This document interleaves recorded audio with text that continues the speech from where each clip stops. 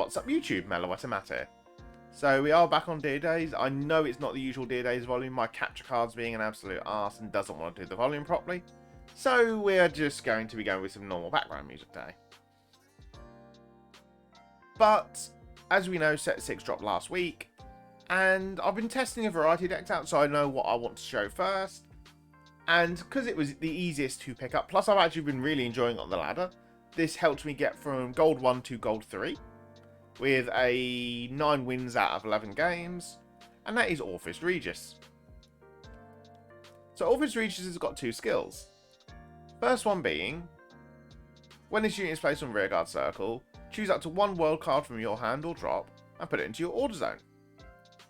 And the second skill is when this unit attacks, if your world is Abyssal Dark Knight, you can count +1 and discard a card from your hand, and for every 2 world cards in your order zone, call up to 1 Shadow Army token to rearguard circle, and this unit gets power plus 5,000 to the end of battle. So, Orfist Regis came out in Festival Collection 2. The really nice card turns the old Orfist playstyle of making Shadow Army tokens into a more aggressive style of being an auto during the battle phase. So, instead of where old Orfist used them as a resource, this is using them as a full-on aggro piece and rushing down our opponent. But you're more likely thinking in your head, well, at that point, the most you'd get is 3 orders on your turn 3, so it's a 4-attack deck. Well, that got changed as of set 6 due to Cardinal Dragon New Warrior. So New Warrior's got 2 skills as well. First one being, when this unit attacks, this unit gets power plus 2,000 to end the battle for each world card in your order zone. And the second skill is when this unit is retired from the rearguard circle, if your world is Abyssal Dark Knight, you may call a Shadow Army token to rearguard circle. So second skill is really nice because the retire works when you actually call on top of New Warrior. So you'd attack with your 2 front row rearguards, then attack with Orfist Regis, use Orfist Regis skill to then call a Shadow Army token on top of New Warrior. New Warrior then activates to then call a Shadow Army token to the other side, giving you 5 attacks on turn 3, which was a step up to what it used to be, so it's really, really nice to have. Plus the 2k does help in the long run, because if you've got your 3 orders in your order zone for the turn 3, this does become a 19k attacker, meaning it's forcing 10k shield at your opponent, which is really nice. The other thing that would have changed with set 6 is the ride line. So I know some people are running the Combine Rusher that calls himself from the drop zone to rearguard circle, but after watching Patrick, who got top 8 awards with Orfist, and I've watched his video, which I'll link up in the top right. Honestly, I kind of see where he's coming from, because he said he wasn't fond of the Combine Rusher and was looking at cutting it. I tested with Combine Rusher, I never called it once. I've taken it out and I've not missed it since. So we are now going instead with the Cardinal Dominus Cubicia. Now Cubicia's got the skill of, when a world is placed in your order zone, choose one of your units and it gets power plus 5,000 to the end of turn. Second skill doesn't matter because we obviously won't be calling it to rearguard circle, but this lets Cubicia turn into a 15k attacker on turn 2. Put an 8k behind it, it's a 23k attacker, and both numbers actually hit magic numbers. So the 15k lets us force a trigger shield being a 1 to pass instead of a no pass, which is really nice numbers. And then the 23k against an 8k grade 1 means a trigger is no longer going to be a 1 to pass, no pass. It plays very nicely into the aggro playstyle that you get from Orfist. So this is a really nice card to have. But no matter which grade 2 you run for your ride line, your grade 1 is always going to be the Cardinal Dominus Rutis. So Rutis has got the skill of, when this unit is placed on rearguard circle, search your deck for up to 1 world card, reveal it and put it into your hand, shuffle your deck. So this works really nicely because it lets us get the order we need for the specific situation. So what orders do we run, you may ask? Well, our first order we run is the one of Eclipse Moonlight. Now, Eclipse Moonlight's got all the world orders have the same continuous skill of if your order zone only has wild cards, the following effects are activated depending on the number of cards in your order zone. If you've got one wild card in your order zone, your world becomes Dark Knight. If you've got 2 or more cards, your world then becomes Abyssal Dark Knight. So this is really nice for the fact that obviously this is what turns on our Orfist skills. Because if you noticed, the New Warrior needed Abyssal Dark Knight, we had Orfist Regis needing Abyssal Dark Knight, so you now know to get the Abyssal Dark Knight online you need 2 order cards. But that's not all what this order does. Eclipse Moonlight's got the skill of paying it with Counterblast 1. And when this card's put into your order zone, you then call a Shadow Army token out. So you're getting that 15k beta on turn 2 most times, which is really nice to have. But in terms of other orders, we do have the 4 copies of Hollowing Moonlit Night, which has got the skills of paying it with Soul Blast 1 instead of a Counterblast. And when this card's put into your order zone, you draw a card. So this helps really nicely because we are very piece reliant. This lets us dig deeper into our deck, looking for our combo pieces, and helps accelerate the deck. As for the other order, we run Overcoming an Eternity at 4 copies, and you can play this with Soul Blast 2, to then, when your Shadow Army token is placed, it gains an additional 5,000 power. Now this order does stack, so if you've got 3 Overcoming Eternities in the order zone, each token then placed gains power plus 15,000. So you're getting a lot of aggression out of the deck very quickly. I do also want to quickly mention, any orders placed via Orfist Regis' first skill don't actually have to pay their costs.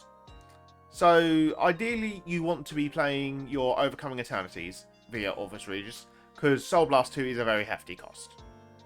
So being able to bypass that Soul Blast 2 by just playing down Orfist Regis really is nice. Lets us get 20k tokens on that first grade 3 turn. So we can start applying pressure, especially if we're going first, because that's 20k versus their 10k, which means we're getting over their defensives. But what else have we got to accelerate? Well, we've got the good discard target of Aiding Monster Tecteon. So Tecteon's got the skill of, when this card is discarded from your hand during your turn, you look at the top 5 cards of your deck, choose up to 1 set order from amongst them, reveal it and put it into your hand. So using this on our Ride discards from Orfist Regis discards, lets us dig deeper, take the orders out of the deck, and give us an increased chance of actually hitting our triggers, which is really nice for the deck. But this obviously goes really deep on the turn 1 plays when you're combining discarding Tecteon for the Ride deck to ride up into Rootis whilst also going second, because you're gaining the top 5 check from Tecteon as your first search. So you do your top 5 checks, it's your highest chance of finding orders before taking one out with Rootis. So say for example we hit an order off that.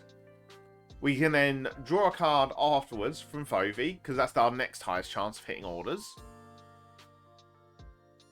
And then we round up by finishing off with Rootis, adding another card to hand. So just from riding up, we've done a discard 1. So we've got drawn up to 6, discarding down to 5.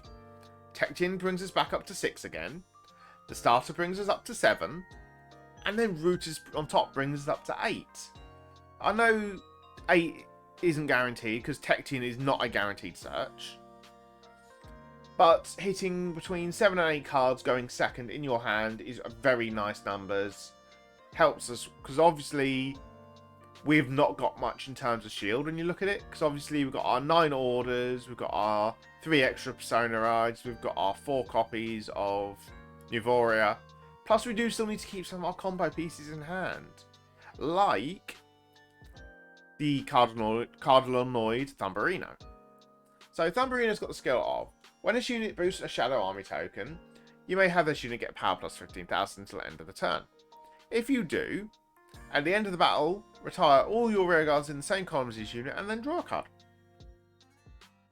So this works really nicely on the turn 2 plays, because you've got Rootis searching out your copy of Eclipse Moonlight. So turn 2, you're riding up to Cubisia. You're playing down your Eclipse Moonlight, gaining a Shadow Army token. Your Vanguard's gaining 5k. You then call Thumberino behind the Shadow Army token. You've got 15k that's forcing stupid numbers. You've then got this 38k column that's also forcing numbers. But that's only minimum, because obviously you get a trigger on top, force a 48k swing out of it. So you can really provide some really big pressure on that turn 2, try and force your opponent to be 2-3 damage. Can work really nicely. Plus you're then cycling this and the token off the board, so your opponent then can't disrupt you. And Thumberino replaces herself because you're drawing a card. So it's basically Upstart Goblin on legs for Yu-Gi-Oh players. So really nice card to have. But our last card is 3 copies of Cardinal Principal Kagula. So Kagula's got 2 skills. First one being, when his unit is placed on rearguard circle, if your world is Dark Knight, you may Soul Charge 1. If it's Abyssal Dark Knight instead, you may Soul Charge 2. And second skill is Act Rearguard Circle. If your world is Abyssal Dark Knight, Soul Blast 1 and retire this unit to call a Shadow Army token. So, this is the ideal AK booster I want to put down behind Cubisia on turn 2. Because it then forces the 23k column. Plus, then the following turn, you can then sacrifice Kagula to then create a 15k Shadow Army token to the rearguard circle to then attack with on the following turn. And Kagula's Soul Charge 1 that you'd get for placing on the turn 2 plays pays for her Soul Blast the following turn, so you're not actually losing any soul out of it. If you do end up placing her down in the Abyssal Dark Knight phase, you're generating a +1 soul, which does help pay for our Soul Blast costs for both Overcoming an Eternity and the Hollowing Moonlit Night. Mainly the Hollowing Moonlit Night, because, as I said earlier, you do want to try and get your Overcoming Eternities played via Orfist Regis. As for triggers, we've gone 4 draw triggers because we want our CR pieces, 7 crits, 3 heals, and I have gone for the Elemental Sanctuary as a one-off because we do still see grade 4s on the ladder. And I have gone for one of the crit heals because Ever is very much popular on the ladder at the moment. This becomes a 25k shield versus the Obscurades, so very nice to have. But that's it for the deck profile. I shall catch you back once I find a game. There we go. Okay, so we're against Weg, whoever that is, and he's in Platinum, so a bit higher than us. But let's see how this goes.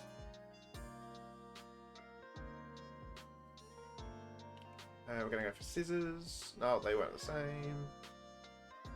Nope, we lost, so we are going second. But that's good for us because obviously we get our big plus plays. As for mulligans, we want to keep our Kagula for the turn 2 play. And we want to keep our 1 Persona ride so we can get some nice plays. Oh, we got everything we wanted off that redraw. Yes, we didn't get Tectian. Oh, against Celestial. That's different. Okay. And they're entering... Ooh. Blackwings. Obviously not said much, can't see much out of what's actually happening from them. So we'll just have to wait and see what they actually come with. That we'll do start a skill to draw first. Because obviously increase our chance of finding orders. Oh, or the Thumberino. I'll take the Thumberino. That leads to really good recycling plays for turn 2, turn 3. Grab our Hollowing Moonlit Night because we've already got the Eclipse Moonlight in our hand. So we can't search for it obviously.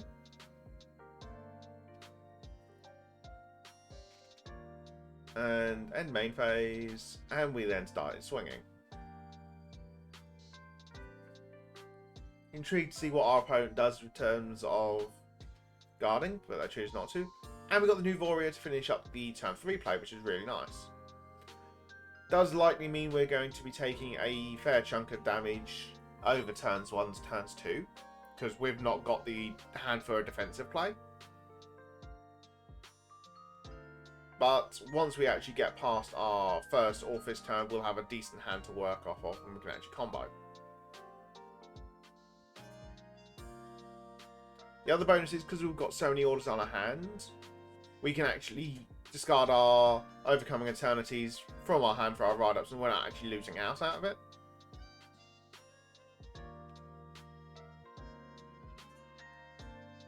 No guard.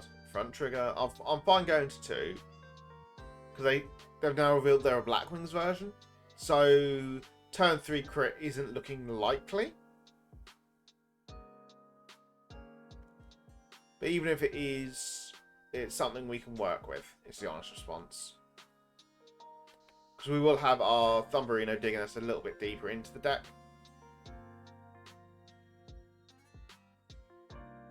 And unfortunately, these are forcing 10k shields that I literally can't justify.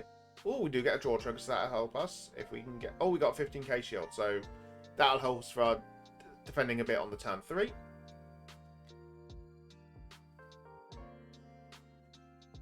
But we've now also shut our opponent down from healing. But they get to bounce all their field back, because that's how Blackwings work. And then obviously Cabisia. Don't discard you. We got yet another order, so we do have to start being careful soon, because obviously getting all our orders means that we're not getting our shield. But also means the quicker we run out the orders in the deck, the higher chance that we're going to be hitting triggers. And obviously, as we said, 15k to the Vanguard. We then get to call our Shadow Army token to the Rearguard circle. Then Thumberino over here. And then we're going to call our Kagula behind the Vanguard, just so we're forcing those numbers that we want to hit. We will Soul Charge 1. I know it's more likely to be a trigger. No, it's worse, it was a perfect guard. But let's start swinging. So obviously, as we said in the deck profile, is the actual 23k. That's really nice numbers. 15k only becomes a 1 to pass, which is just not worth guarding. We hit a draw trigger, so that's even more digging. Plus, now because they went first, it's going to be a 10k shield on this next turn, which is really nice for us. And that's the one I'm glad to see go into damage zone. We did draw into another Kagula from looking at our hand.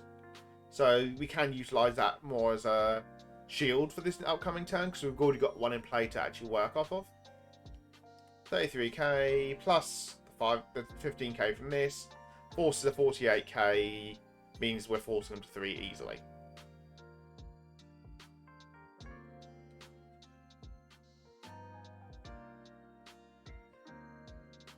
And then obviously, skill of Thumberino, sack the column, and we then draw an extra card. Turn then passes. We actually got our crit heal out of it, which actually works really nicely versus Celestial. Because if he does someone get dual wings online because of the Faniel, this then becomes a 25k shield versus the Vanguard. Oh, so White Wings is actually online due to the fact of him hitting the Perfect Guard off the top deck. So that means all of his Blackwing skills are offline. And he is reliant on actually having Faniel to swap it out. And this isn't live anyway, because it needs me to have a grade 3 or greater Vanguard. So he's placed it down for no reason whatsoever. Swapping the Perfect Guard out, putting Alkill, so he's actually going to dual wings this turn. That's fine as well. Because that doesn't affect us in the slightest. But we can. This puts 30k, so that's 2 to pass. Because obviously you've gained a crit from outside your outside of a crit trigger.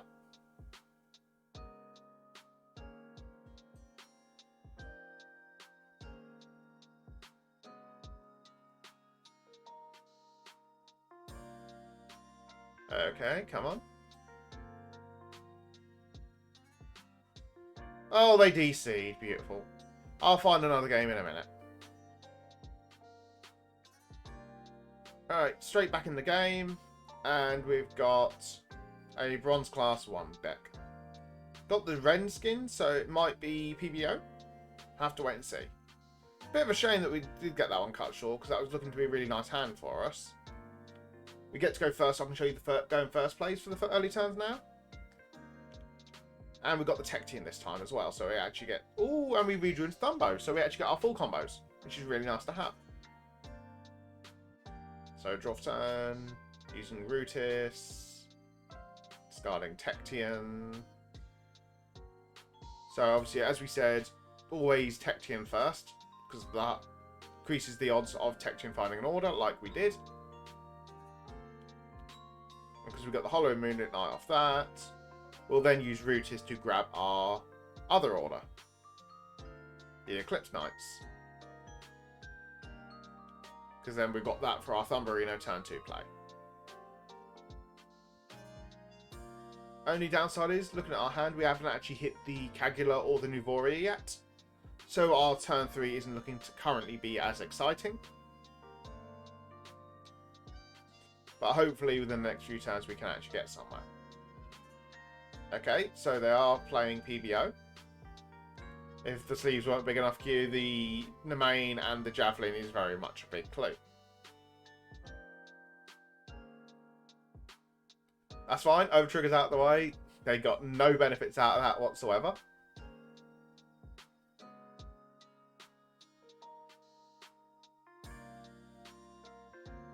And we got a draw trigger out of it. And we got another copy of the Overcoming an Eternity. So, discard fodder, basically. So, there's Cubisia, discard, Overcoming an Eternity. We then activate the Eclipsing Moonlight to generate our Shadow token. But first, obviously, we give the Cubisia the 5k. I normally click Cubisia first, because then it also picks Cubisia. So I haven't then got to click on the Cubisia. But you can do it in either order, it does not make a difference. Shadow Army token here. Call this down. This now becomes more key against this deck, for the fact of we actually want to make sure we're not leaving a rear guard for the turn 2 retire that's incoming from the Blast of Dark.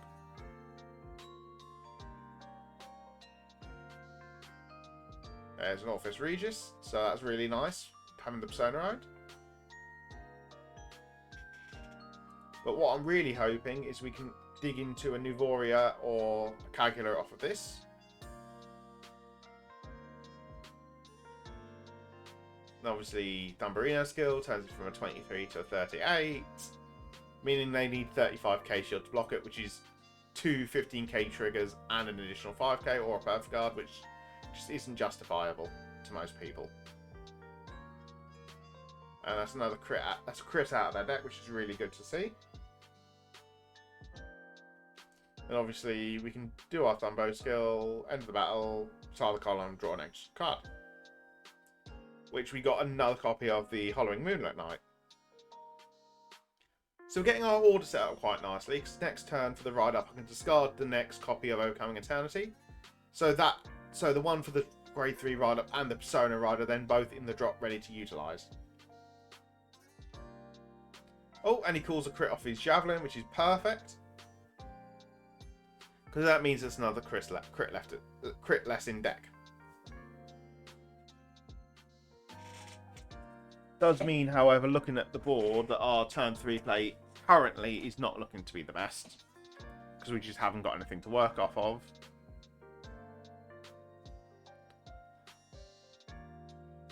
Oh, he's going to call something down behind his Vanguard just to make it so I can't 15k shield cause problems. Doesn't this retire him at end of turn? No, it's just look at top 2, choose up to 2 units from among some corner to rearguard circle, so he just generates a free board. Okay. So that's more likely to give me his retires for the following turn. But he did minus card of hand for it, so it's really nice. There's the main, so he's more likely sliding his the Ardent Soul now. What did he slide in? Oh, he slided a marker, so it wasn't the Phantom Blaster Dragon. So he still hasn't got the PBO's skill online for the following turn. I don't want to be rushed, so I'm going to Chuck you down. So the most I'll go to is 4. But that requires him to hit 2 crits. And he's already going through his crits at quite a decent rate. So the chance of him hitting a double crit is low at this point. So I'm more than happy to take the Vanguard swing. Watch him hit nothing that's important. A draw trigger's fine. Keeps us at a low count because we don't need more than 1 count last turn now. Now we've got past our turn of Eclipsing Moonlight. Oh, that's an issue. I wanted that count. Means we're going to have a vanilla grade 3 turn. But with the hand we've got, I'm not too upset in the long run anyway. Unless we... Oh, never mind. We hit New Warrior off the over trigger draw. So we'll discard our copy of Overcoming Eternity. Orfist Regis. Puts an Overcoming Eternity into play. Abyssal Dark Knight's now live. We can do this. Soul Blasting out the starter. And then use this to draw a card. Which was another order. Okay. Not going to bother calling anything down. I'd rather save the plays for the following turn. When we've actually got Counterblast to work off of.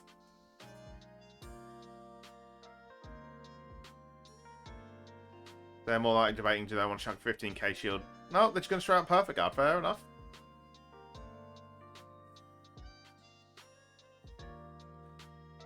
A bit confused as to why they're doing that, because they really didn't need to. First check's an order. Second check is a crit trigger. So they've gone to 4, but perhaps they didn't want to be rushed that quickly. But that way it does actually prevent them from actually getting... This way meant the crits were then wasted on my side. Because I've got nowhere to dump them at this point. So, makes sense. Yep, and there's the Phantom Blaster Overlord. Doesn't have his skill though, because, haha, where's your Phantom Blaster Dragon?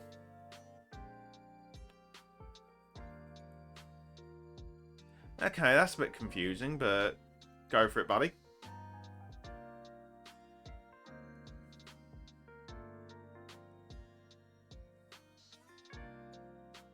I think he's realising now that, oh, that column doesn't hit because the opponent's grade 3.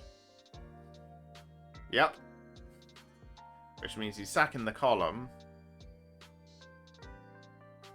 to get out his Blaster Dark from Soul.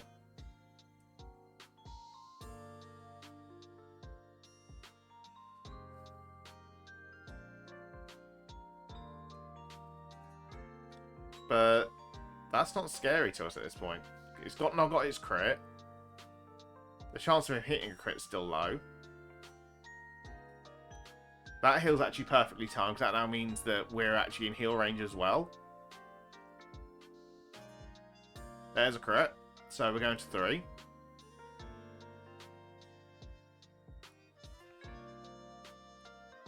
But we're still in a very solid position that I'm not concerned. Especially the fact that next turn's going to be our Persona Ride turn, so we're going to get some really big numbers on the board.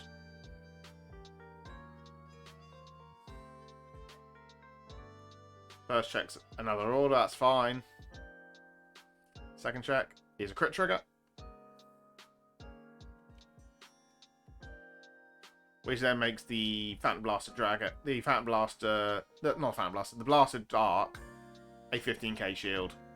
Well, both sides are actually 15k shield. This is 10k shield, but I don't actually have any 10k shields in hand. Smiles.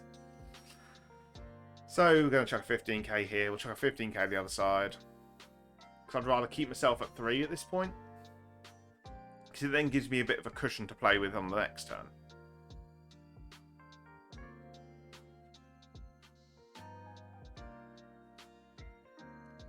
But other thing to note is also that's obviously now 3 crits in public zones that we know from him. So most left is 5. Oh, that was a beautiful top deck to see. So we're going to Persona Ride. But we've now got the Cagula, so we can then make the other side absolutely massive of a token. So obviously, use this skill. Grab one of our Clips and Moonlights from there. We'll then place one of these from the hand. We've got another Cagula. We'll use this to draw another card. Keep on, just basically we're carrying on our diggings. Drew a healed, so that's shield value for us, which is really good. Call you. Don't need to use skill because we've got 2 soul to play with at the moment. Plus we've got another Persona Ride for next turn. So we'll generate soul that way to play down the Cagula and the Order next turn for our finishing plays. Because I am going to try and aim for next turn being our last turn. So obviously this gains 5k. And another 5k.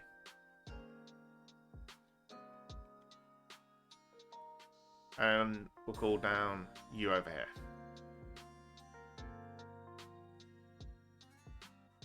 And we enter the battle phase. So we start off with our new warrior, who now, because we've got 5, gains a nice 10k to make him a 33k attacker. So the 20k fronts now even aren't enough.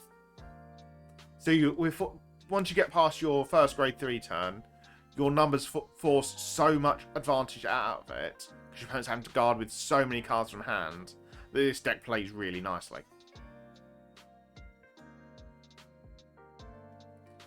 So no matter what, every attack from turn 2 onwards is forcing 2 cards from hand. Turn 4 onwards, sorry. As long as you've got your Persona Ride, that is, obviously. Without Persona Ride, it wouldn't have done that. But with how much digging and drawing you can do within the deck, it is so easy to farm those numbers up.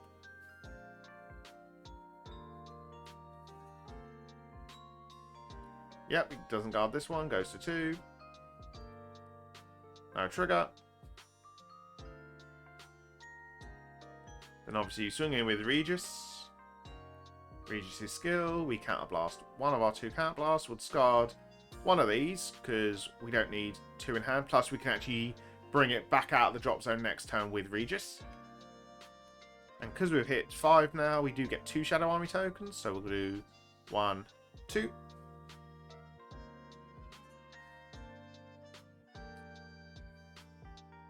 Vanguard gains 10k because obviously we called 2. Then the new warrior. We call a Shadow Army token behind one of our columns to make it even bigger. And then we just sit here and spam the A button whilst our Overcoming Eternities all activate.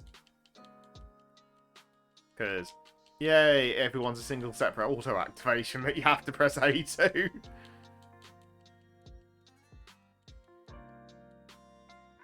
I do feel, personally, that if it's an auto that's not optional, they could have made it automatically activates. But on the other chance, it's then more separate coding they've got to do to determine which ones are mandatory, which ones not mandatory. So I can see both sides of why it was and why it wasn't.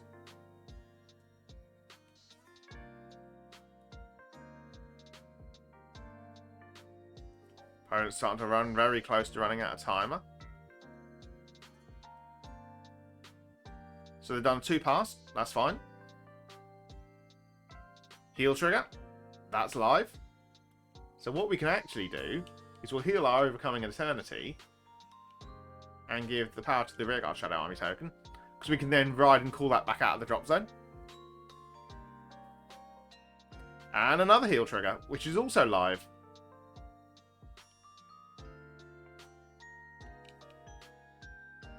So another 5k and another heal. Another 10k, another heal. We're not 5k heals. We then also get to push our opponent to 4, which is really good.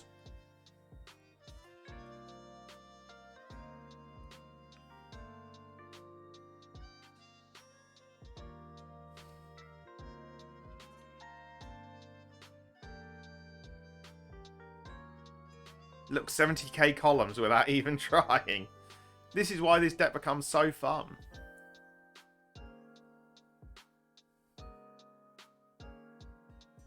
Yep, they heal down, so they're staying at 3. That's fine. Does make me feel now that next turn's not actually going to be our kill turn, though. We'll have to wait and see, A, what we draw, B, what our opponent actually plays down. So if we draw into another Nuvoria, I feel that we're going to win. Because we can generate so much numbers to the board.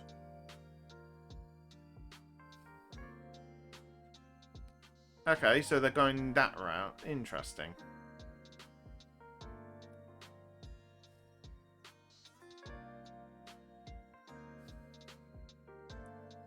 Blast 2 rests all his rear guards. I can see why they're doing it, but I'm just not going to even guard it because I don't need to. Plus, I've now got this one, which is the crit gaining, which would have been good if he'd got his Phantom Blaster Dragon into his soul, which he really isn't.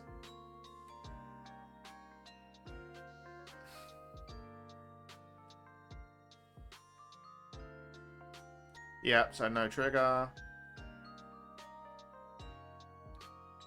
Vanguard still providing 0 pressure. Because it's not got its crit. I'm on 2 damage. I can afford to take it. And we're going to drain so much of his hand on our next turn.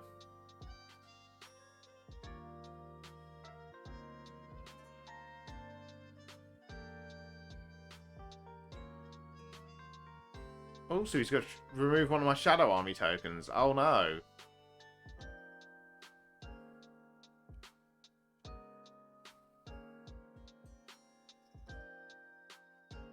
Crit trigger, that's fine.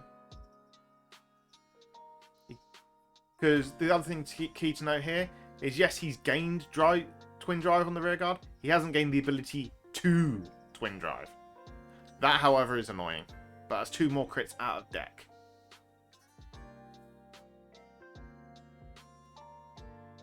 But thankfully, because we're obviously only on 2, we can easily take this. So that's 3 damage. First one's no trigger. Shame, I wanted the Nuvoria in hand. Second check. I wanted the Nuvoria in hand. Third check. Lumberino, so he's going to force a lot of shield out of our hand now. Especially for the fact that we haven't actually seen a PG yet either.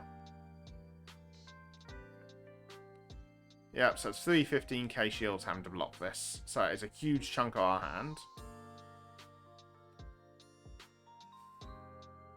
But we are about to gain a stupid amount of advantage back.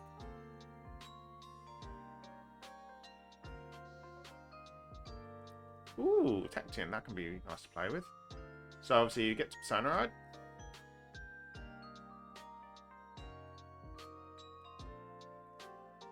Let's start draining that hand. Orfist Regis skill.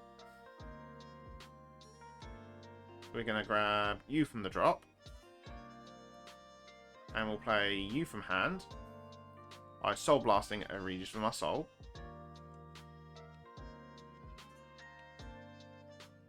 And then we'll get your skill to draw a card.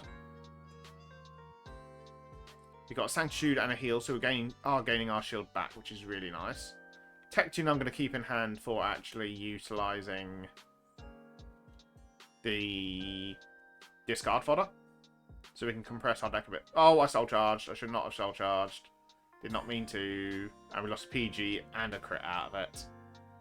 Because I was dumb and didn't pay attention. Which those would have been like... Well, no, there wouldn't have been drive checks because I'd have done a Tectune. So they've shuffled.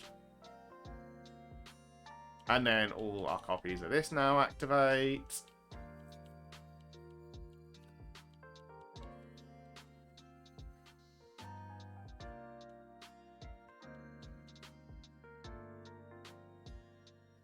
It's a shame he didn't get rid of the token from the column, because I could have had some fun.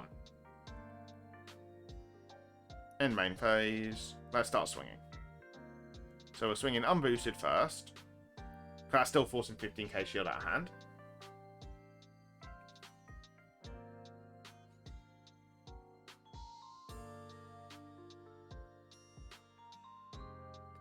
But I think this turn we're actually going to utilise more monitoring his damage output. Because he's grade 3 in the front row, needs 2 cat blasts to actually get the twin drive. So this is going to more than likely give him 1 cat blast, because he's not going to chuck 2 15k shields down to stop it. As proven. Then we're going to Orfist swing in. Orfist skill. Counterblasting 1. Discarding our good old Tectian. To call 3 Shadow Army tokens. 1 here, 1 here, and 1 here.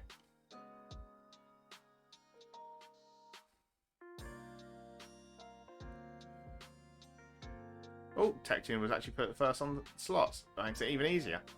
So do our top 5 check. No orders, but I'm not surprised at this point. And then we just spam A. Because 7 orders are in play, 1's in drop, so we've only got 1 order left in circulation, which is the Overcoming Eternity. So one non-shield out of the 11 cards left in decks is really good for us. Plus, even if we draw it, we've still got the Blitz order in our hand, so we can actually discard it for that.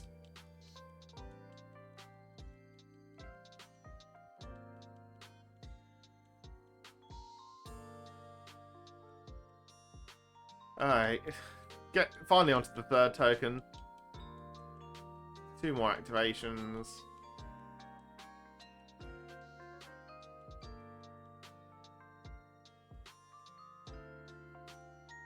There we go.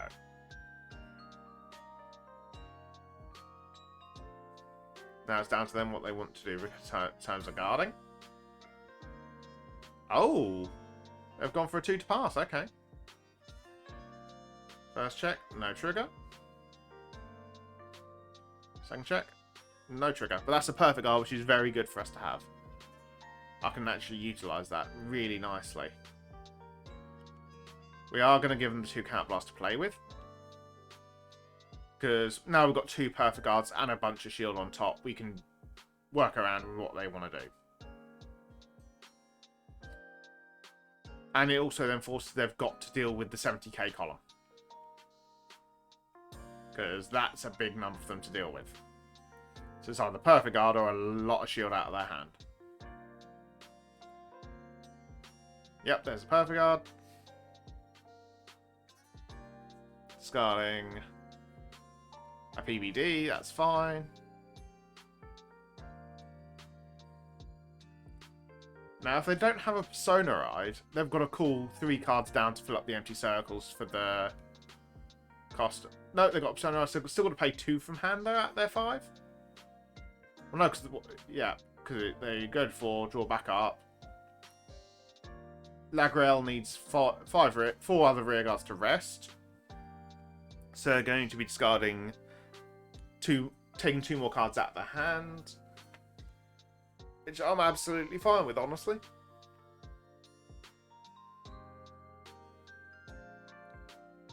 Yep, there's another PVD. And a marker. Does it have to be the same column? So why they... Oh, rest of rearguard. Understandable why they didn't do it. Oh, they are doing it. So they're going to rest and overcall something. Okay. Or they just want to gain 5k. Okay, they did. Just did the 5k, fair enough.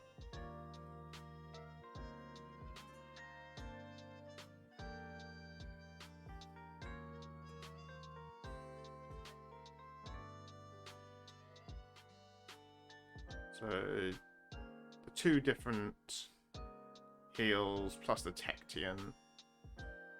Well, actually, no, if I do the 2 different heals, that still puts me 2 to pass.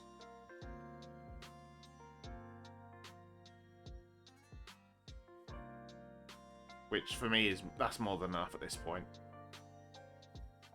Correct? Are they going to be greedy? Because personally, I don't think that they need to be greedy, really. Especially with the fact that they've not gone full rested.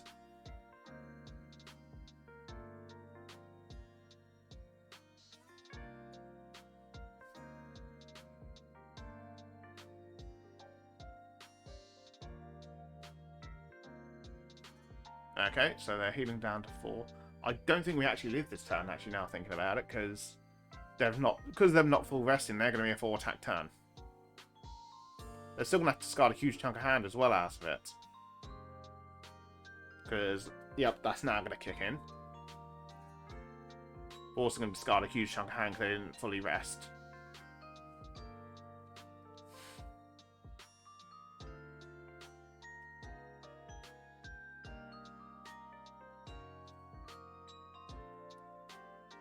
Yeah, I think we are actually going to have to rely on a 6 damage heal out of this.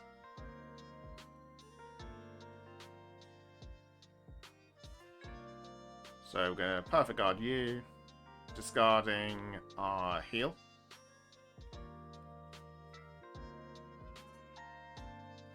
We can then save the 1 card Perfect Guard for the Tartu column. So I believe they're at crits now, and we'll take the Blast of Dark.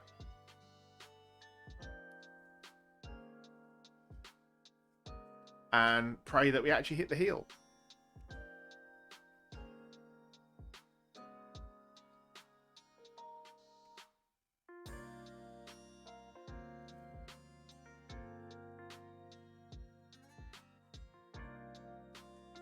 Yep, and then this activates, obviously because we've only got 1 card in hand.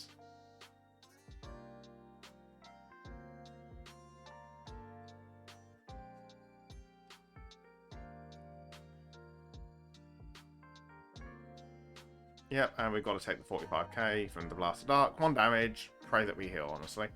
9 cards left in deck. High chance. Nope, we hit the Orfist Regis instead. So that is going to be game. And I shall see you back once we get back to the menu. So that was the game. First one, unfortunate that we ended up with someone who wanted to DC and just draw it, because we'd got a really good game going there. Second game, the defensive O-Trigger really did screw up our tempo, being blunt. That having vanilla turn 3 Orfist turn, when we'd got all that aggro coming out, really hurt us. We did manage to claw back, obviously, with those heals that we did, but it just wasn't enough, because we'd lost that early aggro that Orfist is known for, unfortunately. And as you saw, the turn I wanted to kill them, which was been the final Persona Ride turn, they were too far away in damage to actually do anything. So that is the one thing Orfist does lack in the fact of if you do not have a good grade 3 turn, you do end up falling too far behind to catch up. But that is it for this video. If you haven't done so already, please do like and subscribe. It very much does help the channel. And I'll catch you guys in the next video. Bye bye.